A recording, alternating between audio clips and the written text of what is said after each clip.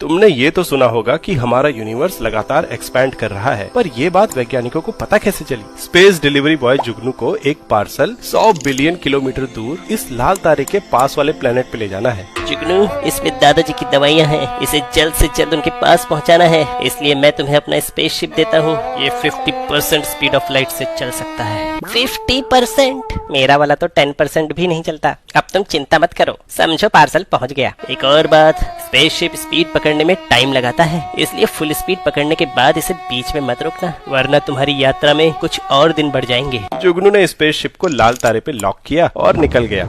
Full speed पकड़ने में तो अभी टाइम लगेगा, थोड़ी देर झपकी मार लेता हूँ। कुछ देर सोने के बाद जब जुगनू की आंख खुली तो स्पेसशिप फुल स्पीड पकड़ चुका था, लेकिन जैसे ही बाहर देखा, लाल तारा कहाँ गया और ये मैं कहाँ आ गया? यहाँ तो सारे तारे नीले हैं, अब क्या करूँ? स्पेसशिप को रोकने के अलावा और कोई ऑप्शन भी नहीं। लेकिन जैसे ही जुगनू ने स्पेसशिप रोका, लाल तारा फिर से दिखने लगा। अरे, ये तो अभी नीला था, लाल कैसे हो गया? डॉपलर इफेक्ट की वजह से। ये एक ऐसी फिनोमेना है जो किसी भी वेव जैसे कि लाइट या साउंड में तब ऑब्जर्व करी जा सकती है जब ऑब्जर्वर या वेव का सोर्स मूव करते हैं। रियल लाइफ एग्जांपल से समझते हैं। जब कोई गाड़ी हॉर्न बजाते हुए स्पीड में तुम्हारे पास आती है तो तुम्हें हॉर्न की आवाज हाई पिच में सुनाई देती है, कुछ ऐसे।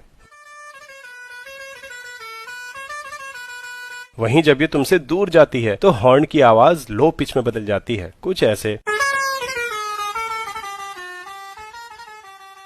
ये इसलिए होता है क्योंकि जब वेव का सोर्स, जो कि यहाँ गाड़ी का हॉर्न है, साउंड वेव की डायरेक्शन में मूव करता है तो सेम डायरेक्शन में चलने की वजह से जो नई वेव्स बनती हैं वो पिछली वेव्स के और करीब बन जाती हैं। इससे ऑब्जर्वर के लिए वेव की फ्रीक्वेंसी बढ़ जाती है और इसी वजह से पिच हाई लगती है। वहीं जब गाड़ी साउंड वेव्स की उल्टी डायरेक्शन में जाती है तो वेव्स एक दूसरे से दूर बनती हैं और फ्रीक्वेंसी कम यानी पिच लो हो जाती है। ये इफेक्ट ऑब्जर्वर के मूव करने पे भी देखा जा सकता है। अगर ऑब्जर्वर वेव सोर्स की डायरेक्शन में मूव करेगा तो फ्रीक्वेंसी हाई होगी और सोर्स के अपोजिट मूव करने पे लो।